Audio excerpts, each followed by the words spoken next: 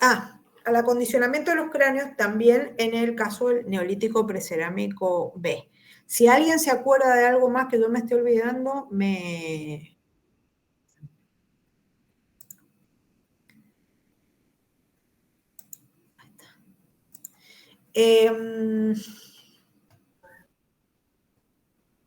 Neolítico precerámico...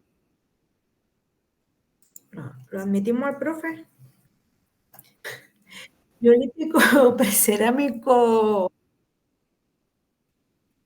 Ay, admitir.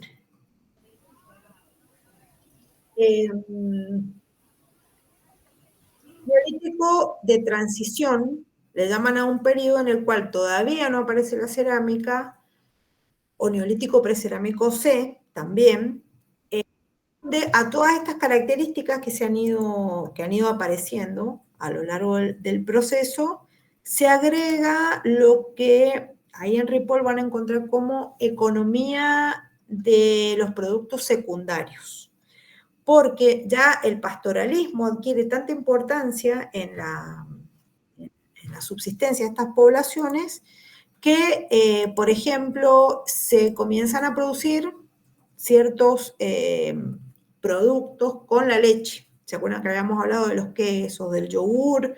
Se empieza a trabajar la lana de los animales, también aparece o se desarrolla la domesticación del lino y también se utilizan estas fibras para la confección de vestimenta. Otra característica de este neolítico de transición es que el patrón de asentamiento se hace más complejo porque los corrales de los animales empiezan a construirse en la parte externa de las casas. También aparecen algunas construcciones que no son residenciales, algunas construcciones que al parecer son son edificios con algún tipo de funcionalidad religiosa o ritual que están afuera de las casas. Y finalmente, para el caso del neolítico pleno, sí, ahí hablamos de eso, Mía. Para el caso del neolítico pleno aparecen, bueno, ya tenemos todos estos elementos más la cerámica. Aparecen las primeras cerámicas hace unos 7.500 años antes del presente. Y entonces ya tenemos ahí todos los elementos del neolítico. Uno de los ejemplos que yo les había puesto en la clase, del que hablamos en clase, por ejemplo, fue Cataluyuk. Cataluyuk tiene una ocupación desde el neolítico precerámico B, pero es un sitio también donde luego aparecen todas las características del neolítico. Ustedes tenían como una recreación de cómo habían sido las casas en esta ciudad, en esta proto ciudad, decía un viejo profesor nuestro, es decir, son las primeras ciudades de Próximo Oriente, y entonces ahí tendríamos el proceso de Próximo Oriente completo. Luego vimos también todo el proceso del epipaleolítico y el mesolítico para Europa. Vimos algunas características que son similares a las del epipaleolítico de Próximo Oriente, que son cazadores que comienzan a especializarse en la caza de cérvidos, de jabalíes, de pequeños animales, que vimos ejemplos para el caso de Francia. Vimos algunos ejemplos para el caso de Francia, Europa, la península escandinava y Europa mediterránea, y con diferentes características en cada uno de estos casos. Como características más notables es que desaparecen muchos de los aspectos que caracterizaban al Paleolítico superior en el Epipaleolítico. No solamente porque comienzan a cazar animales más pequeños, lo que ya más o menos había empezado con el magdaleniense, sino también porque desaparece el arte en Europa. Es como otra característica que algunos han interpretado como como resultado de una época de crisis, consecuencia de una época de crisis ambiental, de estrategias adaptativas, etc.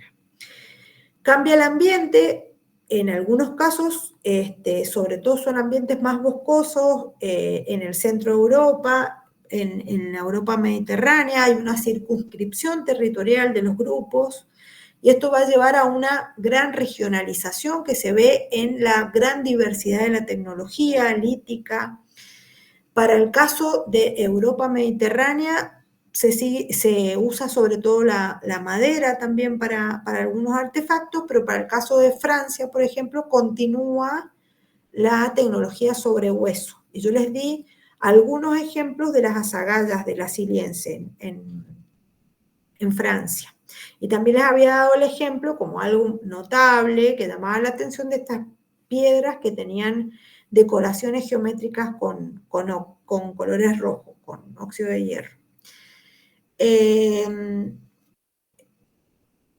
Habíamos visto para este caso de Europa, no es lo mismo que para el caso del Próximo Oriente, porque aquí no parece haber una importancia tan grande con respecto a la intensificación de la recolección de vegetales, sino que más bien los microlitos se encuentran asociados con la confección de puntas como herramientas o artefactos complejos, porque tienen también un soporte de madera o de otro material blando en el que se insertaban los microlitos, pero que se utilizaban para la caza sobre todo. También tiene una evolución de la tecnología microlítica hacia los microlitos complejos. En este caso, ¿alguien más? ¿Me escuchan bien en general? ¿Me están escuchando bien? ¿Sí? Acá los compañeros dicen que sí. Ok, gracias. Gracias. Me distraigo y después me olvido por dónde iba, ya les digo. Microlitos complejos.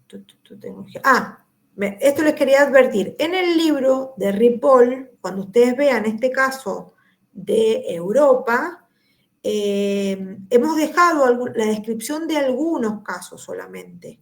También, como les decía para el libro de Iroha, a veces son muy descriptivos y está bueno porque ustedes tienen información sobre lo que sucedía en toda Europa, pero nosotros no hemos querido complicarles la vida con la materia y solamente hemos tomado algunos casos para describir, como los más notables o para que vean la diversidad de que no sucedía lo mismo en Europa mediterránea, en Europa occidental y en la península escandinava, que es un territorio que aparece en la historia en el epipaleolítico, cuando se produce el descenso el nivel de,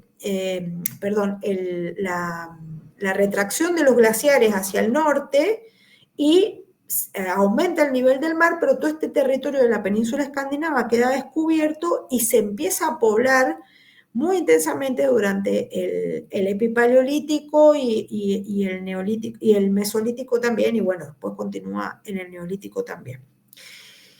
Luego teníamos el mesolítico de Europa, que es como una continuación de las características del epipaleolítico, pero es como que se va dando una mayor regionalización. Tenemos la cultura erteboliense para el caso de la península escandinava, que les conté que ya desde el epipaleolítico se habían encontrado inclusive algunas embarcaciones hechas en madera. También aparecen indicadores en el registro arqueológico de que estas poblaciones se alejaban de la costa para la pesca y la caza, porque aparecen algunas especies en el registro de los huesos de los animales que son especies que no son costeras, sino que están alejadas de la costa y que además, bueno, están los indicadores, la evidencia, las embarcaciones que utilizaban, unos poquitos ejemplos, pero han aparecido de las embarcaciones que usaban estas poblaciones. También habíamos visto el caso de los concheros asturianos. Ese es otro de los ejemplos que vimos para el Mesolítico, en la costa atlántica, en el norte de España, que son lugares que se caracterizan por concentraciones de basura, sobre todo de valvas de moluscos, de los desechos del consumo de los moluscos. También es un indicador de la intensificación del consumo de mariscos. Y se han encontrado también unos artefactos que son muy característicos, que son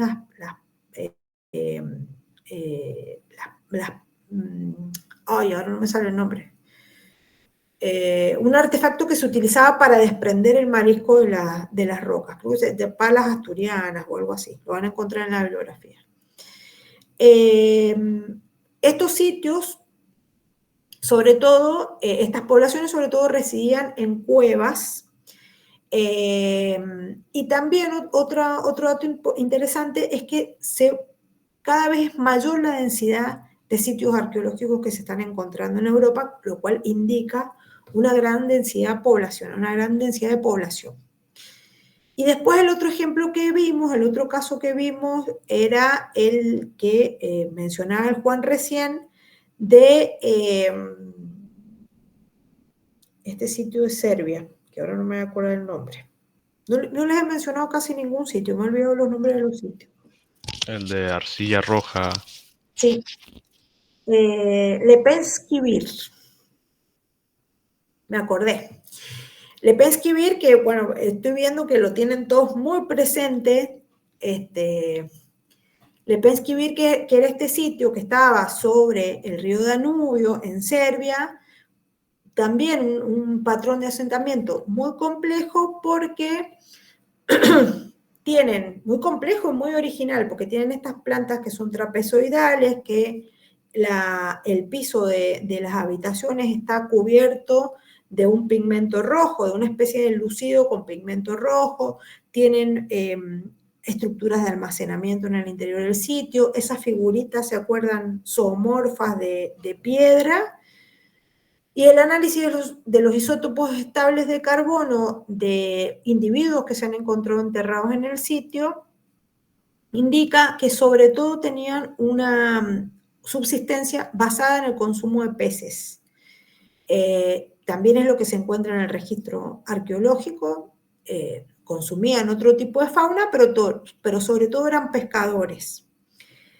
Tanto para el caso de Lepenski Vir como para el caso de otro sitio que vimos en el Peloponeso, Franchtri, algo así, no sé cómo es la pronunciación, Franchtri, es donde se han encontrado los primeros indicadores de que empiezan a incorporar los elementos del Neolítico que vienen de Próximo Oriente.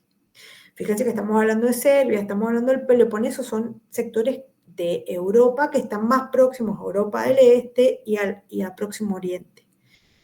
Y en Franchtli, desde el Epipaleolítico, ya es una zona que dentro de Europa se destaca porque hay, al contrario de lo que sucede en los otros casos, indicadores de recolección intensiva de cereales y leguminosas. Luego también va a ser la primera área en la cual se incorpora la domesticación de los animales. Y ya después, tanto para el caso de Franchtli como para el caso de Lepenski Vir, muy temprano, para el caso europeo, comienzan a aparecer las plantas domesticadas, los animales domesticados y también la cerámica. Y la cerámica aparece primero en este sector de Europa, comienza a distribuirse hacia la península escandinava y hacia el centro de Europa, pero va a pasar mucho tiempo hasta que la incorporen los pueblos de Europa de la costa atlántica. Es como que los cazadores recolectores de la costa atlántica se resisten durante mucho tiempo a incorporar el paquete neolítico, los elementos del neolítico, la domesticación, la sedentarización y la cerámica. Eso va a suceder recién hace 5.000 años, antes del presente. ¿Alguna pregunta sobre estos temas? Proceso neolítico, mesolítico, epipaleolítico, antes de que repasemos las hipótesis de origen de la domesticación. Sí, Matías. ¿De qué año hasta qué año serían estos periodos en Europa?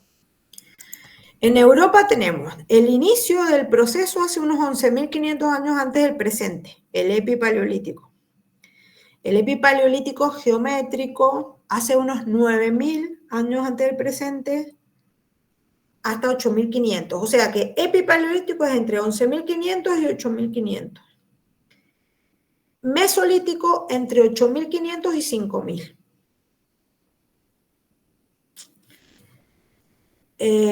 De todos modos, acuérdense que en el Power tienen las fechas y tienen también como una síntesis, un punteo de los elementos principales, tienen la mención de los sitios o de las áreas principales, como para que cuando vayan a la bibliografía tengan como una guía sobre lo que tienen que buscar en la bibliografía. Bueno, y después, con respecto al origen de la domesticación de las plantas y de los animales, vemos algunos conceptos que es importante que ustedes entiendan y que incorporen. Vimos que, se los voy a ir explicando en relación con las hipótesis del origen de la domesticación. Dijimos que era un tema que había interesado mucho a las investigaciones desde el origen de la disciplina, no solamente la arqueología, sino también a otras disciplinas. La primera hipótesis que vimos fue la hipótesis de Gordon Childe, que proponía que el origen de la domesticación de las plantas y los animales se había realizado a inicios del Holoceno, precisamente porque cuando cambia el clima, se produce un proceso de desecación, de aridización en Próximo Oriente, y entonces las cuencas o los valles de los principales ríos, el Tigre, el Éufrates y el Nilo, son los lugares que concentraban los mejores recursos, la mejor vegetación, o que concentraban gran cantidad de vegetación, tenían agua, eran los lugares a los que iban los animales a comer y donde pasaban más tiempo. Entonces estos lugares les denomina oasis, Childe. Y entonces en esos lugares es donde comienzan a asentarse los seres humanos y a tener una relación más estrecha con las plantas y los animales, lo que lleva a que se empiece a producir una relación simbiótica. Él utiliza este concepto de simbiosis, en el que hay una colaboración estrecha entre los humanos con las plantas y los animales. La intervención humana es la que permite que crezcan mejor las plantas, la intervención humana para alimentar a los animales también influye en que los animales comienzan a acercarse a los seres humanos para alimentarse del rastrojo del consumo humano. Y entonces la domesticación, dice Childe, surge en este proceso de simbiosis.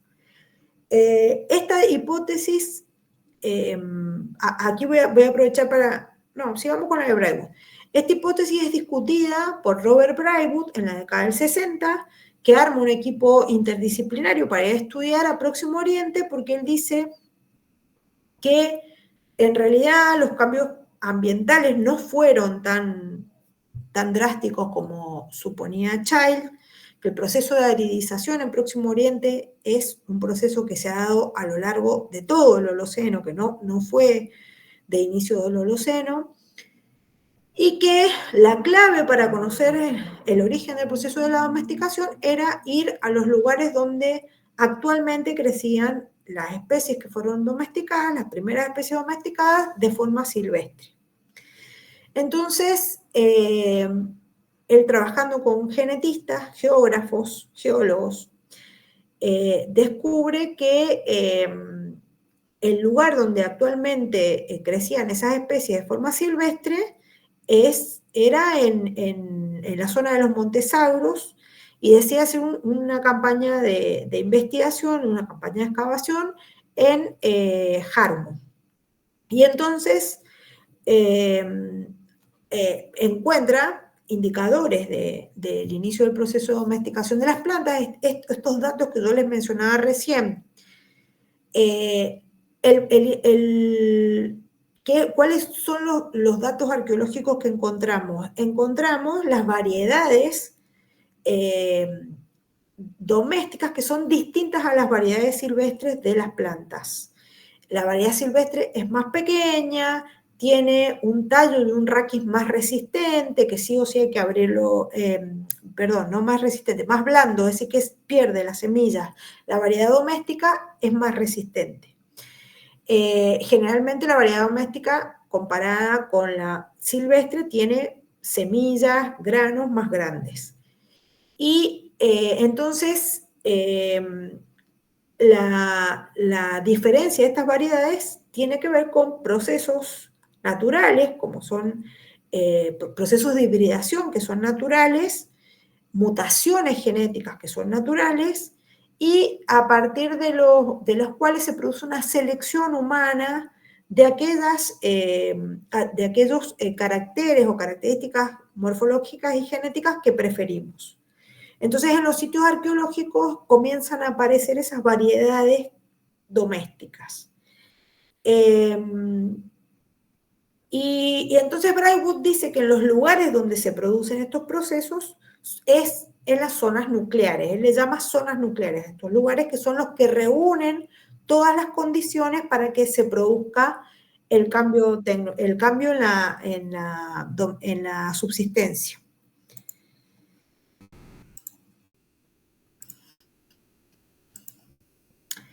La hipótesis de Braidwood es criticada a fines de la década del 60, en la década del 70 por Binford y por Flannery, que también estudian las adaptaciones postpleistocénicas y que proponen que en realidad el origen de la domesticación de las plantas y los animales no se hizo en las zonas nucleares, sino en las zonas marginales. ¿Por qué? Porque las zonas nucleares son las que concentran los recursos, entonces no hay necesidad de reproducirlos. Y entonces, dentro de la teoría general de sistemas que Binford y Flannery, que caracteriza a la nueva arqueología, que Binford y Flannery, que eran algunos de sus máximos representantes, utilizan esta teoría para explicar los sistemas sociales, los sistemas culturales, explican que en algunos sistemas el control demográfico se produce con mecanismos de control interno y en otros con mecanismos de control externo, como es la expulsión de población. En estos sistemas abiertos que expulsan población, la población que migra hacia las zonas marginales, es decir, las zonas en las cuales los recursos no crecen de forma natural, zonas marginales. Entonces, ellos dicen que el origen de la domesticación se dio en las zonas marginales y no en las zonas nucleares. Y lo explican de esta manera.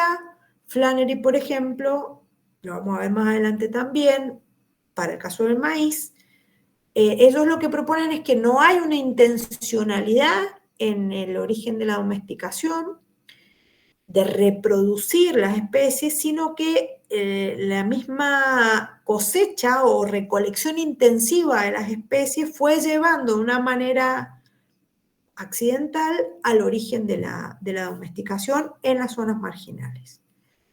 Y después vimos que, por ejemplo, Redman toma elementos de cada una de estas hipótesis, pero agrega también otros elementos de contexto que son muy importantes, que tienen que ver con el desarrollo tecnológico que ya tenían estas sociedades,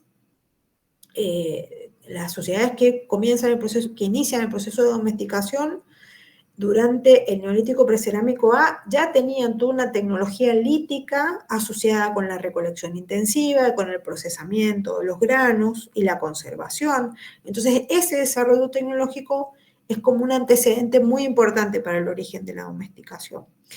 Y también el desarrollo cultural que van alcanzando estas sociedades del inicio del proceso neolítico.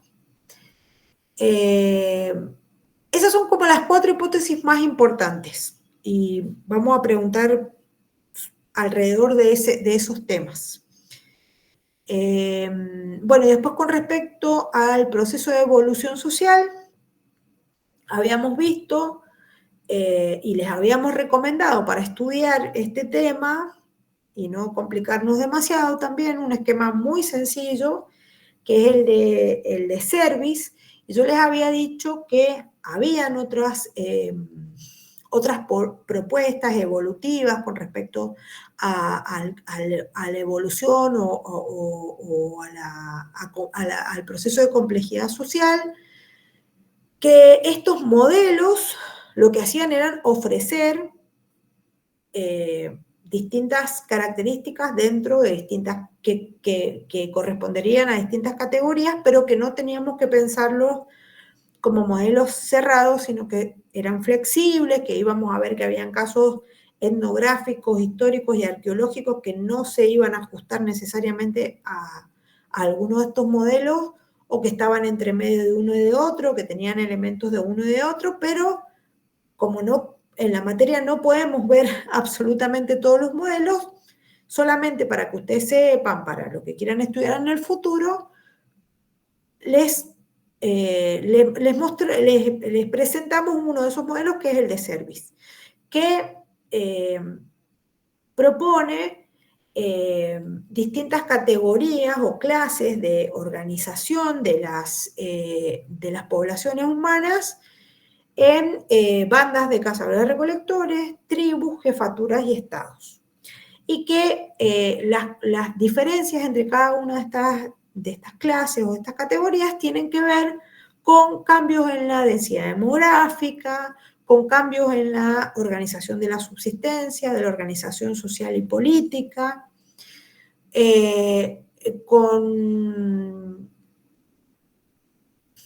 bueno, básicamente son esas las características que vimos en la clase, pero lo que hicimos en la clase fue empezar a mencionar y a pensar en cuál sería, porque lo que nos interesa es arqueología, nuestra materia, fundamento de prehistoria, bueno, cuál sería el registro arqueológico que caracteriza a cada uno de esos modelos o de esas categorías de organización social. Entonces, habíamos dicho en la clase que, por ejemplo, las bandas es el modo que caracteriza a las poblaciones del Paleolítico europeo y también a los cazadores-recolectores del Epipaleolítico y del Mesolítico. No, sobre todo las del Paleolítico superior, o las del Paleolítico en general. Y entonces, ¿qué características tenían estas bandas? Es el grupo familiar, la organización pequeña, son bandas que podían estar formadas por hasta 30 personas. Habíamos dicho que en el Paleolítico superior o inclusive en el Epipaleolítico, algunas de estas bandas de cazadores-recolectores pueden llegar a tener la característica de los cazadores complejos, que es decir, son grupos que tienen un nivel de complejidad mayor que el de las primeras bandas de cazadores-recolectores. La subsistencia se basa en la caza, la recolección y en la redistribución de los bienes y de los recursos. Y tienen un tipo de organización social y política igualitaria, aunque hay algunos elementos o algunos momentos, dependiendo del tipo de actividades que se requieran o el momento del año, o lo que fuera, en los cuales podía haber la elección, la designación de un líder para la organización de la casa, para la organización de las relaciones con otros grupos, o también hay otros elementos que introducen heterogeneidad, como son, por ejemplo, el sexo y la edad, que pueden haber diferencias dentro de las bandas entre las personas por el sexo y por la edad. Luego, para el caso de las poblaciones del Mesolítico, ya veíamos que estos asentamientos sedentarios, que también son asentamientos que se van haciendo más grandes, con más densidad de población, podían estar estaban reuniendo más cantidad de población y sobre todo a partir del proceso neolítico, del proceso de neolitización, con la producción de plantas y de animales domésticos, podemos estar hablando de aldeas o de caseríos de tribus, que se caracterizan también por ser grupos más grandes. Las relaciones entre ellos, entre los individuos, entre los habitantes, siguen siendo relaciones de parentesco,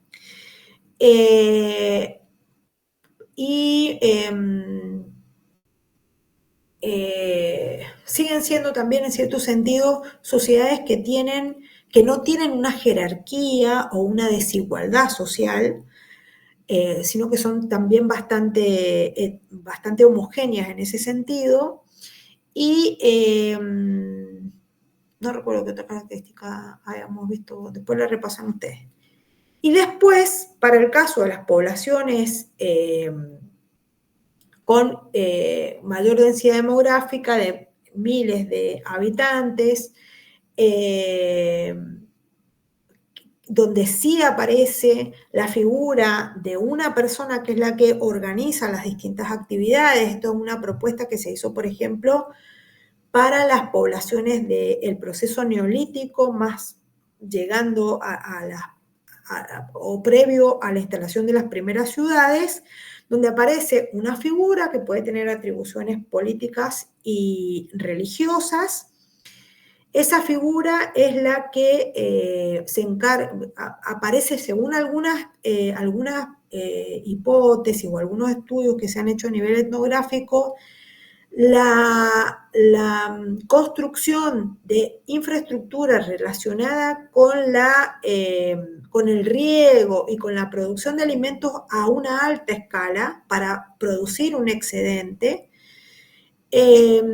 seguramente tuvo que ver con la aparición de una figura que organizara la comunidad para ese tipo de actividades. Entonces, algunos explican así el origen de la jefatura.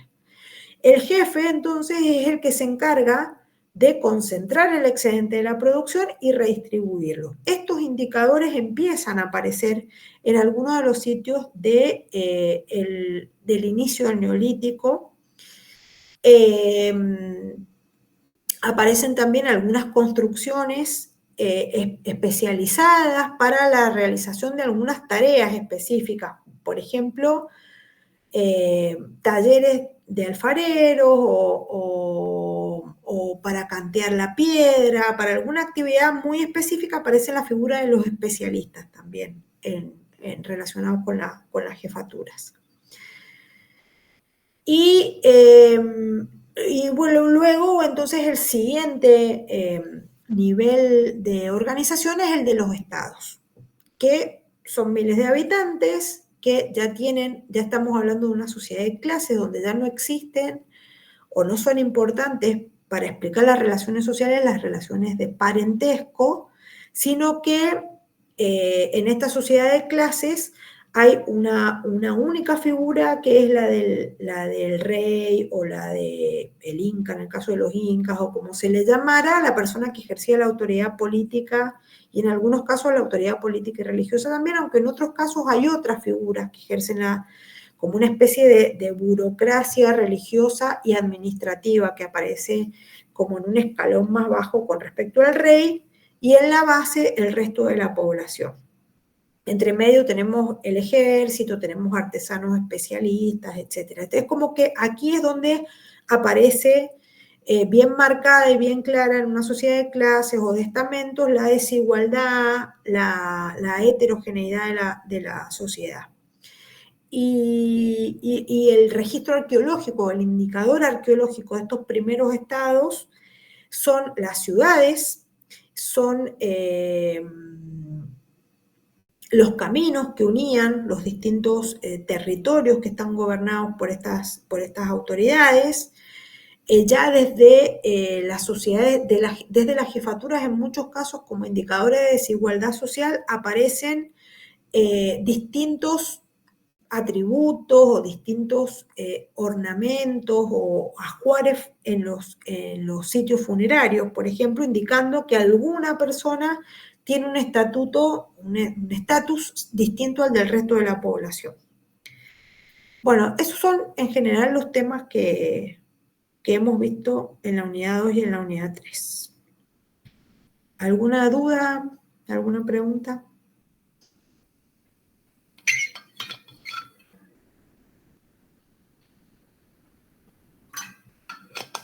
Para el caso de este último tema no lo van a estudiar por Ripoll. Ustedes tienen el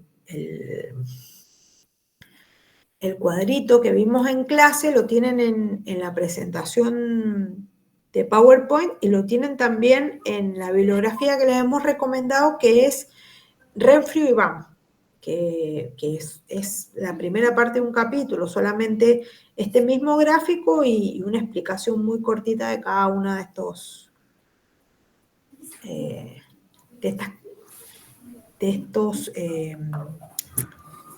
clases, grupos, lo que sea.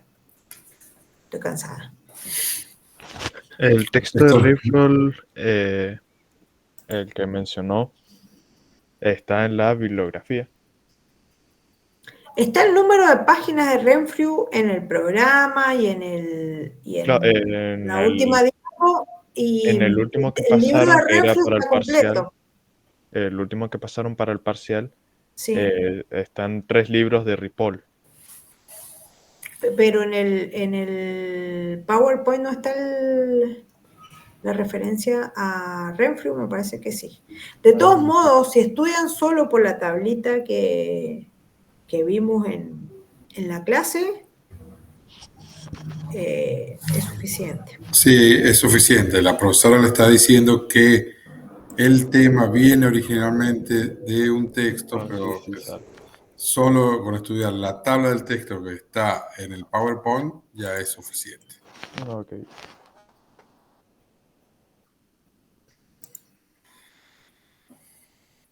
Bueno, les repito, el examen es a las 9, aulas T1 y T2. Si alguno quiere llevar su notebook, puede ser bienvenido.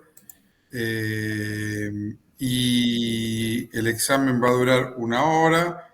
Sean puntuales, porque una vez que arranque el cuestionario no podemos reprogramarlo, ya están dando. Así que eso ayuda a que el rendimiento sea mejor. En la misma semana le vamos a dar la nota final. Acuérdense que hay una parte que es automática de evaluación y hay otra parte que hacemos manualmente. ¿Qué pasa, Fidel? Nada, que yo en lo particular, bueno, que rendí oral y todo. Vos rendís el martes, sí. Sí, pero no tengo la nota subida del anterior. 8. Bueno. La tenés subida en una planilla nuestra, interna, no te la comuniqué, perdóname. Bien, perfecto, gracias. Bueno, así que nos vemos el lunes. Tengan un buen fin de semana, tranquilos. Va a estar fresquito para estar encerradito. Estudiando. Leyendo. Leyendo Fundamentos de Prehistoria. Mirá Viviana Arena, lo seria que está, no le entusiasma. Peor sería que haga sol y que esté re lindo y ustedes tengan que estar encerrados. En cambio, así es menos ingrato.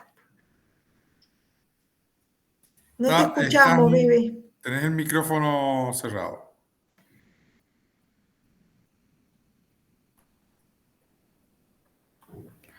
Que llegó cansada el viernes, trabajo, estudio, una hija adolescente.